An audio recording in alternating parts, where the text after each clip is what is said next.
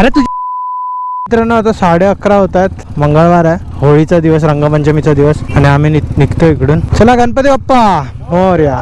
चला गावडाई झुलाई देवी तुझ्या कार्यक्रमासाठी आलेलो, सुखरूप आलेलो, सुखरूप जाऊ देत.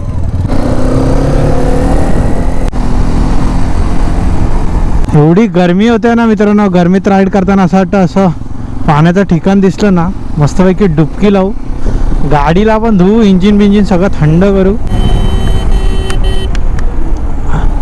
अरे पूर्ण आला तो.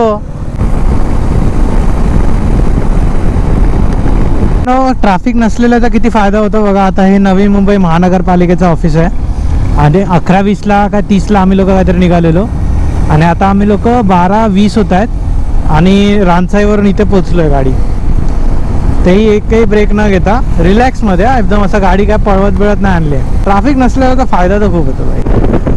माहिती आहे आता आपण लोक पवईला पोचलोय आणि आत्ताशे किती वाजतात, 1 वाजतात, म्हणजे आपल्याला निघून 1.5 तास झाला.